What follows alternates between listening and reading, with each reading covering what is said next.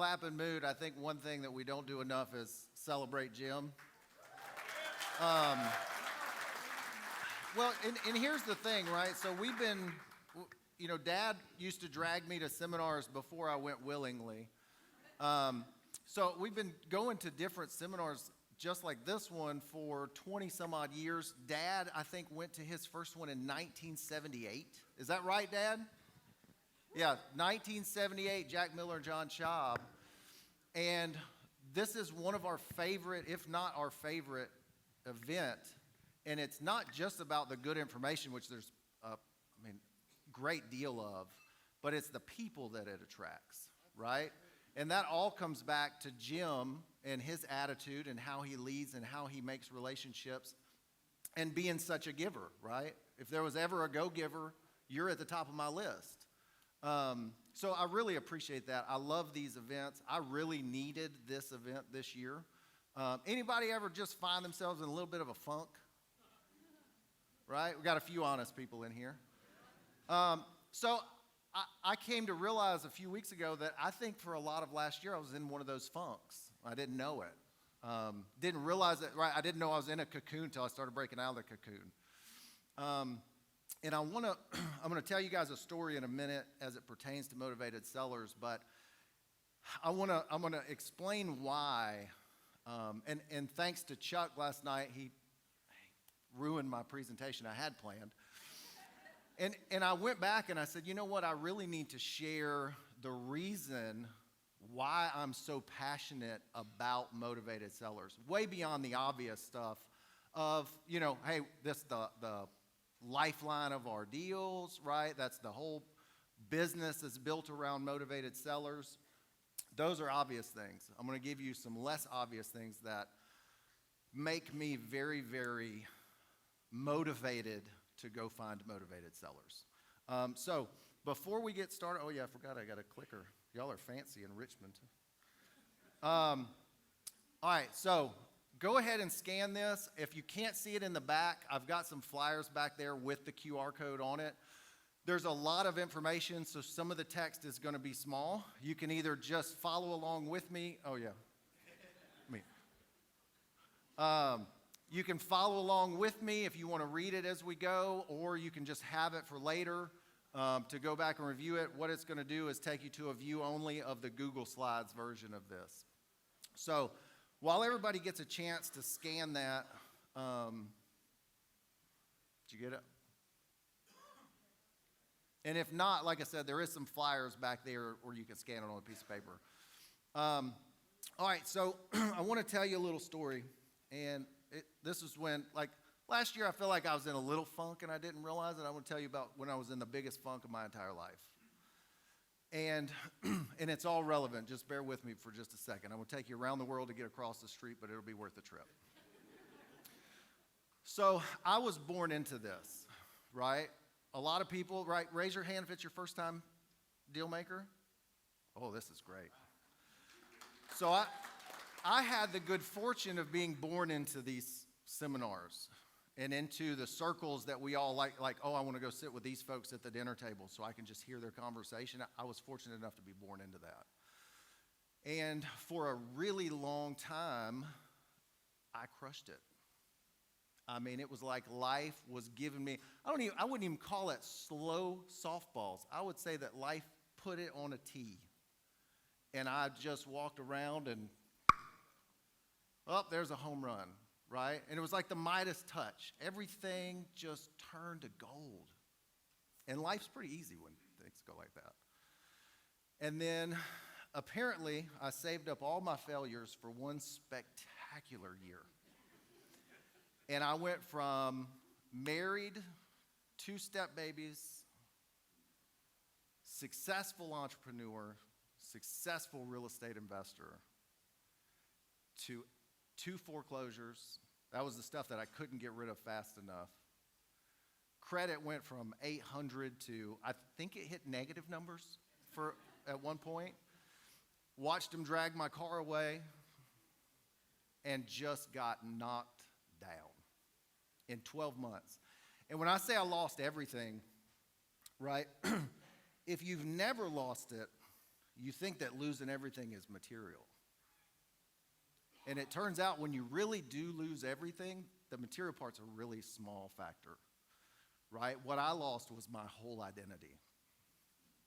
And that's a really tough spot to be in, right? I went from husband, dad, super successful, semi-retired in my late 20s, to begging for a job for minimum wage and moving back in with my parents, right? Anybody ever experienced some real hard hits? Yeah. So spent a few years really just trying to get my head screwed back on right. And it took a little time. It was rough. It was a rough time. Just as a side note, lesson number 1, surround yourself with the right people, right? And I went through, so this would have been December of 2016. And I had lost everything about 4 years before. And I was working on some insurance stuff. It just wasn't going like I needed it to. And I went to Dad's house and I said, Dad, I don't know what to do. Like, I feel lost, I feel confused, zero confidence, zero. And he's, in typical, if you know Leon, this will make sense. He said, I think I remember you used to do a lot of house deals. And I said, yes, but that feels like 2 lifetimes ago. And he said, well, unless you have amnesia, you could probably still do it. And if you'll go do it, I'll buy every deal because I know you can do it, right? And one thing that we talked about yesterday, Chuck was talking about belief a lot, right? And I want to encourage you. I'm going to show you why I'm passionate about motivated seller leads, and I encourage you, if you get nothing else out of what I say, faire your passion and stoke that fire. That's what Chuck did for me yesterday. He got me excited. Did he get y'all excited a little bit? And even though I wasn't confident in myself, I know that my dad has good judgment. And if he trusted me, I trusted him. So I borrowed his confidence a little bit. And he said, you know what? There's a seminar down in Panama next month. I'll pay your way as an investment for you and I to do some deals together. So January 2017, we went to Panama. It was a small little real estate event, but it was what I needed as a pivotal moment to get me back on track. Now, fast forward a few months, I'm back in the swing of things. I'm getting some deals done. I'm starting to feel a little like myself again, right? If for those of you that have had those hard blows, that day when you wake up and you're like, I feel like a little bit of myself again, that's just a beautiful day, right? To quote Travis Tritt, that's a great day to be alive. Don't have a lot of country music people in here then. There we go. I was going to say, this is Virginia, isn't it? I know there's some confusion about whether it's the South or not, but it's going to be a little country music. So fast forward, I'm working foreclosures again because that was always my niche. And I've got this guy that I've been just trying to get a hold of. I know he's got equity. I know he's not making any plans to get it stopped. And so I leave a note under his ashtray on his front door because he hadn't responded to letters, he hadn't responded to calls, he hadn't responded to texts or emails or Facebook or anything else.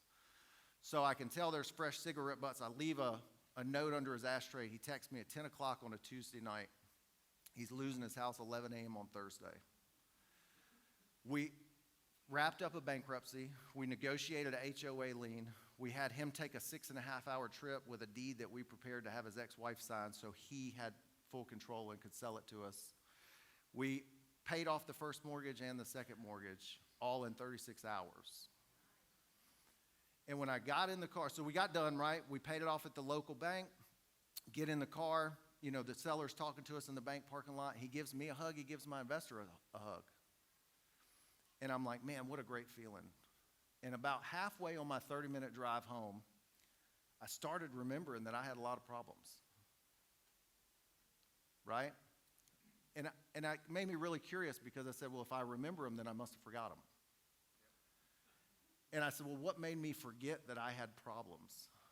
And I was so wrapped up in solving somebody else's that I completely forgot I even had any. And it just so happened that by helping him and getting him through his problem and forgetting mine, I was actually solving my problem at the same time. Right? So that's where I became exponentially more passionate about motivated sellers. Right? I know what kind of a bad situation people can be in because I've been in that situation. I know what it's like to face foreclosure because I lost 2 in one day. Right?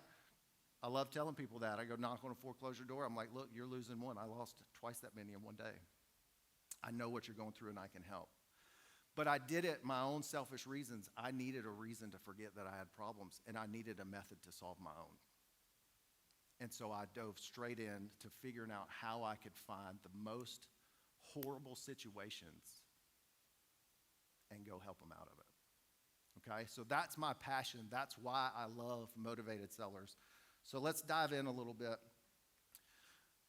One thing I want to tell you before we get started, so don't try to do everything that we're about to talk about. Pick something. And what we found works really well is either you have really massive lists and like just a couple methods of contact that you go through, or you have niche lists and you cover every method of contact you can possibly think of. I found it very, very difficult to do both. Right? So you either work the niche lists and throw everything you can at them, or do the bigger lists and be very specialized in maybe you cold call them all, and then maybe you text them. So don't try to do everything. For our office, we have 3 methods of passive, and then quite a few methods of active, which we'll get into in a minute. And I put a picture of Zig Ziglar on there. So I heard him speak in Mobile one time. This has probably been 18 years ago. But he said something that really hit me, and it's not the usual, right? You can have everything you want in life if you help enough people get what they want. He said, you can do anything you want in life, but you can't do everything. Right? And I want you to apply that to what we're about to talk about with marketing. Doing too much is almost more catastrophic than doing too little when it comes to marketing. All right, so to keep it simple, maybe it's the Mississippi in me, but I like to keep things real easy to understand. Everything we're about to talk about comes down to 2 things. That's it, 2. You have to find the right people to talk to, and you have to go talk to those people. Right? Everybody still with me? All right. So let's talk about how we contact these people to start with, right? Some people call it inbound and outbound. We call it active and passive because, right, passive is the new buzzword. We like passive as much as we can, but we do a lot of active marketing. And so for our active, this is going to be the things like direct mail, right? Working your returned mail, your cold calls, your text messages, email. Is anybody in here emailing to make first connection? What kind? So look, raise it, keep it up. Small handful of people. Keep your hand raised if you say that it's working for you. Looks like there's a lot of room for improvement with how we contact people. Email, I would have never guessed it, but I had some students of mine that work foreclosures, and they were like, email is the new greatest thing. That's what we've got people to respond to, right? So let me get out of the way of this. Facebook Messenger. How many of y'all are using Facebook Messenger to track people down? Again, we got a small number. So when we work foreclosures, Facebook Messenger has become the first thing on our contact list.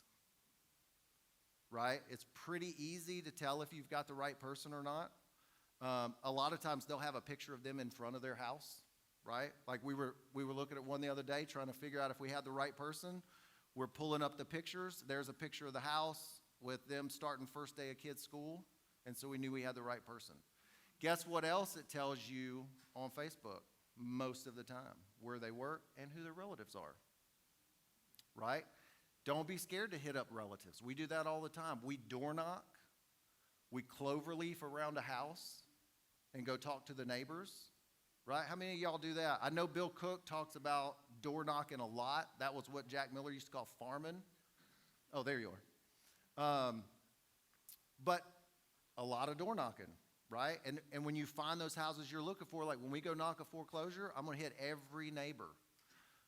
One of the best testimonials we've ever gotten from a foreclosure we talked to the neighbor and we said, hey, if you can get him to call us tonight when he gets home, we'll bring you a $100 bill tomorrow.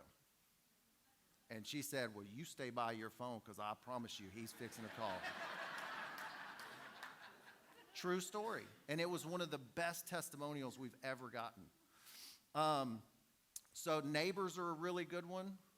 Relatives, you would be surprised at, on foreclosures, driving for dollars, all of those kinds of deals, how many times we get a relative that gets us in front of the right person when the right person is totally off the radar. So don't neglect some of those. Do everything that you can. That's our method of doing things. So we work foreclosure lists, we work a few other lists, but we're very dialed in. So we don't have big lists, we have a lot of smaller lists. And when we work them, we try to go through every method of contact we can, even down to colleagues, right? Let me find out where you work, I'll call you. Because guess what you can't do at work? Ignore my phone call. Got to answer it. So we do that. And then there's a lot of other stuff out there like RVM, ringless voicemail. There's a lot of stuff you can do in bulk. And there's even companies that, so like Allie, where's Allie at? So there's even companies that will plug and play for you, right? But focus in on what your, right, what is your idea of freedom and peace? What does that look like? And then how do you focus in on the marketing to match up with the lifestyle that you want, right? Some people want passive income because they don't like being in seller's living room. I don't care if I win the lottery tonight. Guess what I've got to do? I love being in a living room. I mean, I love it. And a lot of it goes back to the story I told you, right? I enjoyed it before. Now I need it. And so that's one of the things is I enjoy some of the marketing side. I enjoy those conversations with my sellers. And I absolutely live for finding somebody in a situation where everybody else has given up on them. And I can get them out of that mess. Right? I don't even go in as a home buyer anymore. I want some healing to happen. Right? We always talk about I'm a helper, not a haggler. But I want to be a healer. Because there's a lot of times that, right? How many of y'all have helped somebody that had pretty much given up and they had even talked to people that said, oh yeah, I can't help you? How amazing was that when you left? Right? So I want to help you with what we're talking about to find more of those people, to be in more of those living rooms where you might be their one and only shot to really solve something. Everybody still with me? I mean, I hate to do that like a kindergarten teacher, but. All right, so some of our passive, our website on the organic side, the SEO side, hands down #1 lead source last year. We love Carrot. If y'all have heard of Carrot, if you use Carrot, we're huge Carrot fans. I love their culture. I love their product. It's always done really well for me. And I can tell you that I know how to log into my Carrot site. I don't know how to do much else, and somehow we're still in the top 1 or 2 of all the organic searches for fast selling in Mississippi. So website, we do run AdWords. That's fairly passive, right? It's a little expensive depending on your market, but we have some good results from that. Bandit signs are another big one. I have a tough time putting out bandit signs, but I just keep a handful in my car, and every day when I'm out and about, I'll throw a few out. If you want to do it and be real serious about it, I would encourage you to have, and this really applies to everything. If you can't do it for 90 days, don't even start. Right? The biggest problem with most of the stuff up here is that somebody tries it out. And yeah, 2 weeks. I put out 10 bandit signs and I didn't get any deals. Well, of course not. You need to put out 25 a week at least and then keep those going for 90 days. Right? I would tell you to put out 200 or 300 a month. But if you do it consistently, it'll start working for you. But whatever you do, don't try it out. Whatever you decide to do it and do it for at least 90 days. So bandit signs are one. They work really, really well for us when we put them out. We're in the process of finding some guys to just put those out at 50 to 100 a week, and they go place it for us. I think there's one app called Simple Crew. If you do that, where they can go in, pin it where they drop it, take a picture of it so you can follow up on it, make sure they're out. What was it called? Simple Crew. And then Facebook ads, of course, they work really well for us. Referrals are a really big one. And how many of y'all really utilize referrals? Would you say that's your favorite lead source? Okay. So I would encourage you guys to work your referrals. And it comes in two parts, right? Because it's not something you can say, oh, yeah, you need to send out 1,000 letters. You should get 10 phone calls, and you should buy 1 to 2 of those houses. Referrals are a little harder to quantify. But if you do 2 things correctly, you will get referrals. Number 1 is to make sure people know why they should call you in the first place, right? Be specific. Hey, I'm looking for this, this, or this. If you come across that, please make me your first phone call. The second thing is do business in a way that people feel safe sending you those referrals, right? That's become, and I kind of followed in Dad's footsteps, but we even have people at the tax office, right? Taxes are due. People can't pay them. We've had them hand us the courthouse phone and say, ma'am, I can't help you, but Mr. Leon's here. He might be able to do something, right? And we're talking on the courthouse phone. But we're safe to send people to. And we've proven that. We make sure that we make a very, intentional effort to do really, really good business with people. And it manifests itself in referrals, right? Courtney's going to dive into that a little bit more. Courtney has done a phenomenal job of creating referral systems within her network. I don't even think she spends any money on marketing anymore. How awesome would that be, right? No money out of pocket, all the deals you want to do, and they're the easiest deals to close because they're referrals. I think she might have cracked the code on that one. Of course, there's a bunch of other stuff. You can do TV and radio. Bird dogs are a big one for us. Every time I see a postman on the side of the road, garbage men, policemen, firemen, landscaping crews, right? They've trained themselves to look for overgrown yards better than I have. And so those are the guys you want to go talk to and say, look, you're out here beating the streets every day. Hey, you cut people's cable on and off. Hey, you cut people's power on and off. Hey, you cut people's water on and off. If you go turn the utilities off on one, send me the address. If I buy it, I'll give you $500 or $1,000, right? We did 1 year with one postman. We did, I think, 6 deals? I think it was 6 deals just from one postal worker. And he even changed his route. He'd been working the same route for 14 years. And he changed his route to be the swing guy. So if somebody was out, he would go work their route so that he could bring in more leads. Right? And it was great for him. He made a lot of extra money. Right? Guess what postal workers are? Overworked and underpaid. Guess what policemen are? Overworked and underpaid. Same goes for firemen, garbage men. All of those professions are overworked and underpaid. And so those are the folks that are on the front lines every single day beating down the streets. Utilize that and make it worth their while. JV deals, and I put interns under there too. So we do a lot of JV deals. We've done a lot of coaching. We have a lot of people that come in and they say, hey, I want to do this deal with you so that I can learn the process and kind of learn from you and how you do it.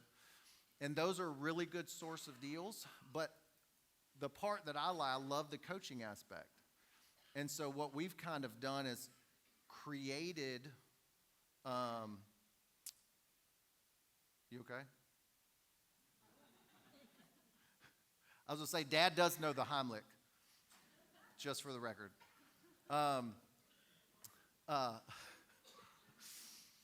So we've created a little spot that's more like an internship, right? And I'm finding so far we've had 2. They're young, hungry guys, and they work really, really hard. And they're not scared to jump out and just, hey, this is what you told me to do. I've never done it before, but I trust you. Here we go. right? And I've got one guy, he's on his 4th deal with us in the last 3 months, I think. It's a really great source of deals. And you do a lot of good because you're helping a lot of people, right? Help the next person. Make these changes and these feelings that we have and this education that we're getting here. What if you could make that generational thing, right? It's like somebody talked about the other day. We're getting all of this information. We go share it with the other people. This thing blows up big. Everybody with me? Yes. Ugh. Everybody with me? Yes. Okay. I want y'all to scream so loud that anybody that's outside is like, what in the world is going on in there? Brett, let's just try it one time. Let's just be like, woo, yeah. All right, 1, 2, 3. That's perfect. All right, I feel like that was good enough. I'm going to call it a day. Thank y'all. All right, so, and then, of course, Craigslist. Craigslist still works. The penny pincher ad still works. I got one of our biggest wholesale deals we did last year was the only phone call we got off of a little coffee news ad, right? It cost me $100 a month, getting ready to cancel my subscription to it. And then sure enough, we get a phone call. We did the biggest wholesale deal we've done off the one phone call, right? But all of this stuff works if you do it and you do it consistently. And of course, billboards. I've never done billboards, but I would if the right opportunity popped up. Yeah, ugly guy buys houses.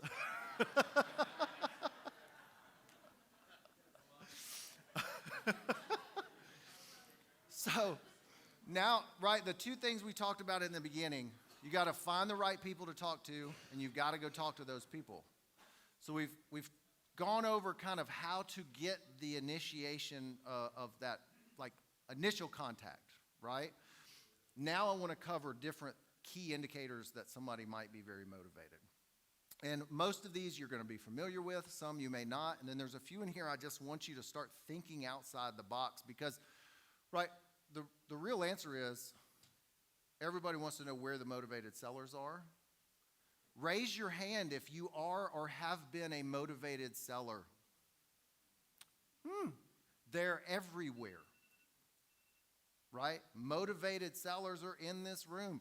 Dad's got a couple properties he's motivated to sell, right? It may not be a wholesale deal, but he would partner up with somebody. He would let you go find the buyer and cut you in on the deal a little bit, right? There's motivated sellers everywhere. But I do like certain indicators more than others. Driving for dollars, hands down, has always been my number one as far as, like, outside of my website. Driving for dollars, hands down, my number one. And it's funny because, so, like, you know there's a need. A vacant house is a problem for somebody. And so, and I always forget, right? Like, I get too grown up, and I'll forget. And then I'm like, man, I feel like we should be doing a few more deals, and haven't been getting my driving for dollars done. That's right. It's like the old John Wooden, right? How to put your socks and shoes on. And that's always been a key staple for us in our business. So absentee out-of-state owners, right? Absentee owner out-of-state. I feel like that's one a lot of people pull. So be ready for some competition. Or, like Jim was talking about earlier, if you can stack some of these together. So in Mississippi, in our markets, we have a pretty limited list we can pull for each of these, right? We don't have big, no, I think we're less than what? We're about 3 million in the whole state, maybe. 4 million in the whole state. So we can't go pull these big lists like a lot of people can. But if you are pulling big lists and you can stack these in, when you get to 4 or 5 of these indicators on the same property and the same person, that should be at the top of your contact list. So absentee owner out of state, absentee owner in state. I feel like it's a little less effective than the out of state owners, but it still works. Vacant lists. I think there's several programs. We use REI Pro. I found that that's the best one. And there's a resources page in here too, so when we get to the end. But the vacant list, so they pull information from the post office on which houses are empty. and we start there. If I don't have time to do a driving for dollars list, guess what? I can pull a vacant list. And then I can start mailing, calling, Facebooking, you name it. So tax delinquent is another big one. Now, one thing I will tell you there, know what your state is, right? Mississippi is a tax lien state. So taxes are due in January for the year before. If they're not paid by August, they go to a tax sale. If they're not redeemed in 24 months, they mature to the new owner, right? That's how ours work. So I know what time frame I have to work in. I know kind of enough about the process that I can truly help them out of that situation, right? So know your state laws if you're going to work tax delinquents. HOA liens. Anybody working HOA liens right now? Active HOA liens? We got one in the back. Great list. Guess what one of the first things you stop paying is if you get in financial trouble? Your HOA fees, right? Power stays on. Well, I learned all of this stuff. I wish I could say like I sat down and thought about it. But when I did the foreclosure I was telling you about earlier, so we had an HOA lien that we had to negotiate down. And I got to looking at it, and his HOA lien, the date that it was rendered was way before all the other stuff. And so I got to looking at, we don't have a ton of HOAs in Mississippi, if y'all can imagine that. But this one had a HOA fee. And so we got to looking at the ones with HOA fees, and those are the ones that always go first, right? You're going to keep your power on. You're going to keep your cable. You're going to keep your cell phone on. And you're going to pay your house note. But if you get a little tight, that HOA fee is the first thing to get paused. So that's a really good one. Life estates. If you guys don't know what, and I'm going to get through some of these pretty quick, but life estates, if you don't know what that is, it's kind of like a really simple estate planning process. So let's say that dad has his personal house and he's doing some estate planning and he doesn't know anything about trusts or any of this fancy stuff that we talk about in here, right? We'll just pretend that he's a civilian, as he calls them, non-real estate folk. So let's say dad's a civilian. He wants to make sure his house comes to me and it doesn't have to go through a long probate process or get tied up in court or anything else that can go wrong. Then he could deed me that house. And in that deed, it'll say he deeds it to me, but he retains a life estate. And that means that as long as he's alive, that's his house. But the second he passes away and I have a death certificate, it's my house. No questions asked. That's the way it works, right? So we look for how many life estates have been filed recently. Those people, right? It's triggered. All of this stuff, change is always triggered by something, right? Nobody just wakes up one day and says, I want to get in shape because of no particular reason at all. No, you say, oh my gosh, I'm out of breath from tying my shoes. I need to get in shape, right? So there's a motivation behind all of these changes. Same with like quitclaim deeds is on there. That's another one that we look at that most people don't. There's a reason that the quitclaim deed gets filed. It means that there's something that's happened, and most of the time it's not that great. All right, so foreclosures, obviously, divorce and probate, evictions. Oh, we've started working evictions again, and they're so much fun. If you go to eviction court, if you want to catch a landlord who is so exhausted, go sit in the back of eviction court, catch him on the way out. Is anybody doing that? You've done it? Got a few back there? These are all spectacular lead sources. And there's stuff that, guess what? When nobody raises their hand, it means you don't have any competition. Be the one to go do the stuff that nobody else is doing. That's the other thing that I've always been passionate about. I don't go with the crowd. I used to ask my friends in high school, I'd be like, hey, what do you think about this over here? Should I go left or go right? If everybody says go right, I'm going left. I've just always been that guy. I don't want to do what everybody else is doing. So probate, eviction, code violations. I feel like a lot of people talk about those. Arrest records. So we have some of our local sheriff's departments. They love to post on Facebook who they arrested and why. All you got to do is search their name in that county property records. If their name pops up as owning property, guess what? I'm going to give them a call. I'm going to try to go see them. I'll call their relatives if they did something really bad. Hey, look, I'm trying to track down so-and-so. Do you know what's going on with this house over here? I think I might have some money for him. Right? That's a powerful line. Hey, I don't want to buy your house. I may have some money for you. I may be able to help you out with this whole legal trouble you're in. Right? But let's talk about the house so we can get you there. Of course, Zillow, for sale by owner. One of the other ones that we've started using, and I've got this on the resources page, but there's a list by a company called Citricado, and again, it's in this presentation in the end. It's called a 30, 60, 90 list. And so what this list is they take everybody in your zip code that you pick, or zip codes, and they run a report.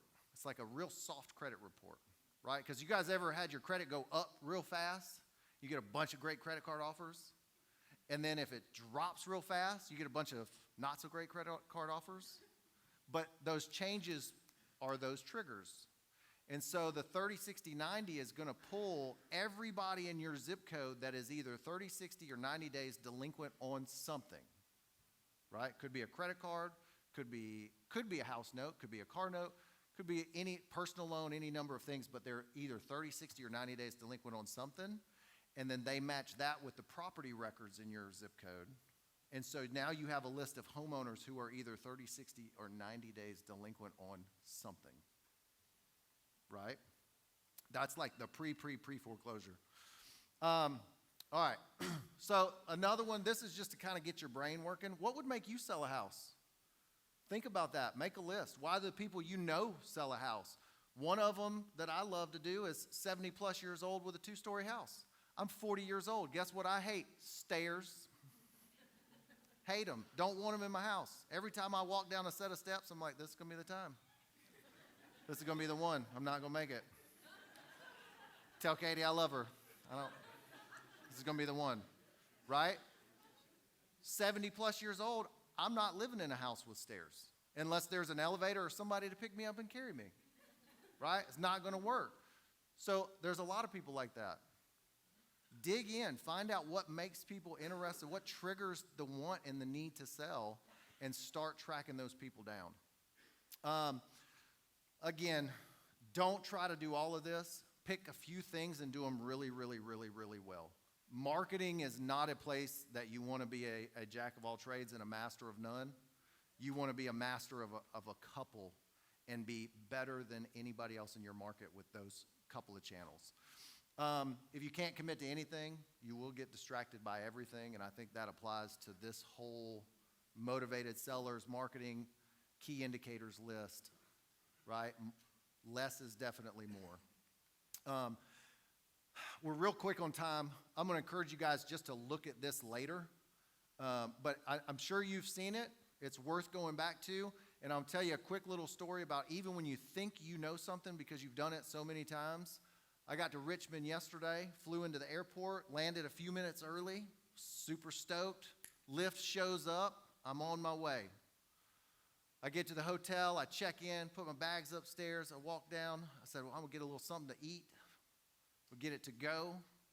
By that time, my phone rang. It's my dad. He says, hey, I think you're in the wrong place. I was like, Dad, I'm right in the middle of a lot of stuff. I just got checked in. I'll call you back. And he says, okay. And I was so sure, I booked a room at the Marriott Short Pump a month ago. Because I thought I was so sure that I didn't have to double check it, right? And then I was so sure I didn't listen to wise counsel. I mean, bam, bam, bam, all the things you don't do, right? So even if you think you know this stuff, even if you've been through it 1,000 times, go through it again with some good intention and make sure that what you think you know is what you need to know and that information is correct. Follow-up is huge. We do more deals because of follow-up than probably anything else. Now, here's my special gift for y'all today. Water shutoff list. And for whatever reason, the state of Virginia does not comply with this. Y'all just texting it up over here, doing your own thing, about to secede because y'all don't apply this to any of your water shutoff lists. But in all the places outside of Virginia, we've started pulling water shutoff lists in our area. Has to be a public utility, and we send them a Freedom of Information Act request to share with us any property that has had water service that no longer has water service. Great list. Because guess what? Some of these things are empty, but they're well cared for. The yard's being mowed, and they never show up on your list in any other way. And then in the resources, I used ChatGPT. They created a really great letter for me, and there's a copy of that in the resources here. So if you go there, here's my only thing. If you do decide to use Carrot or REI Pro, use that affiliate link. But that's about the only thing I have to sell you today. I put Stephen Moore's information for the 30, 60, 90 list, and then I put a copy of our letter we give to the water departments. If you just click that link on that presentation, it'll take you straight to the Google Doc where we have it. Yeah, well, yeah, everybody's got the whole presentation. Thank you. Yeah, oh, it's that one right behind you. Yeah, if you need it, just come get me. I'll make sure you get a copy of it. But we've started doing that. We've had a lot of really good success with the water shutoff list, and nobody's doing it. All right, that's all I have for you guys today. Again,